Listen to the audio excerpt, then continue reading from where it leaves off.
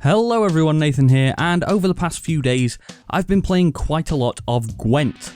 Now, I'm sure a lot of you out there already know full well what Gwent is, if you've played a fair bit of The Witcher 3 like I have, but for those of you who don't know, I'll give a quick description. So Gwent is a card game with 3 lanes, each of which you can place minions in. All of these minions will have a different strength, signified by the number in the top left corner of the card, and the objective of the game is to have a higher overall strength than your opponent at the end of the round. It's pretty much that simple as a concept, but given all the options you have to strengthen your side of the board or weaken your opponent's side, it can get a lot more complicated. Now, each game is split into 3 rounds, and you have to win 2 out of the 3 to win the game. And that system creates some really interesting mind games.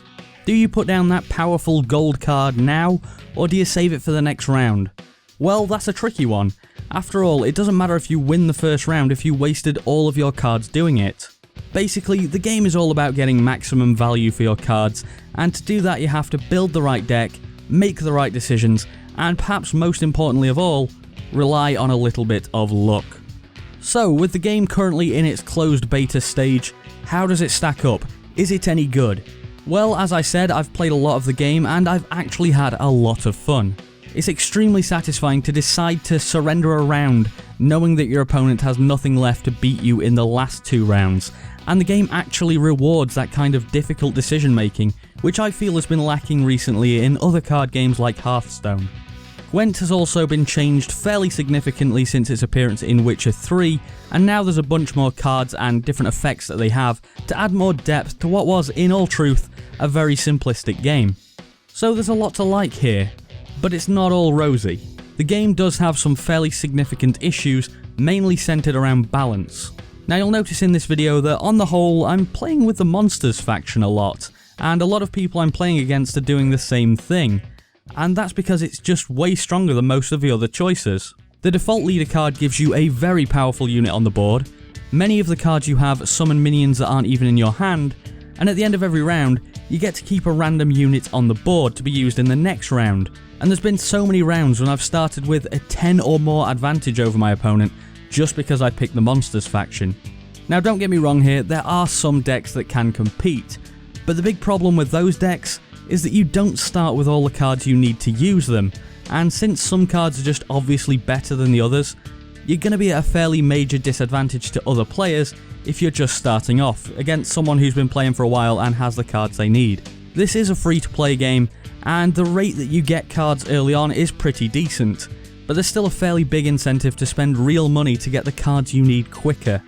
One thing I do like about the card system is that whenever you get a pack, you get 4 cards by default, and then you choose one of 3 other cards to take, which means there's more chance of you getting the card that you actually want.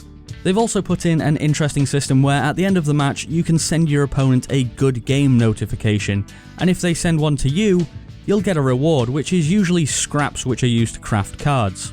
I have noticed some people taking advantage of this system though, and just leaving matches immediately, which sucks because you don't even get to play. They're doing it in the hope that their opponent will send them a good game notification too, and they'll get rewarded for doing nothing. This sucks and could be easily fixed by not allowing good games to be sent unless the match, say, passed the first round or something like that. It's not a huge issue, but it is a bit annoying.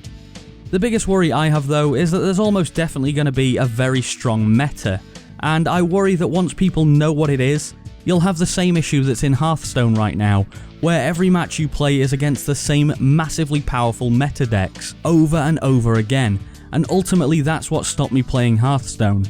I got sick of playing against Cthulhu and Totem decks, and any other nonsense like Zoo, and it just doesn't make for an enjoyable experience because you never get to have something new thrown at you.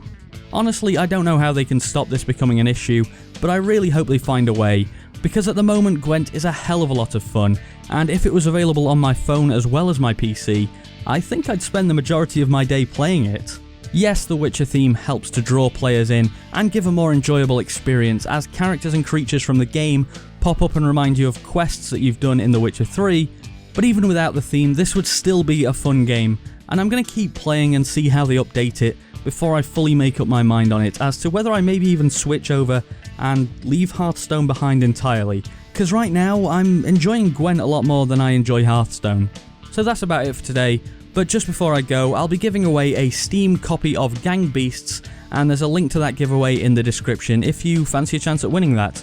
And I can't see there being that many entrants, so if you enter, you've probably got a decent shot.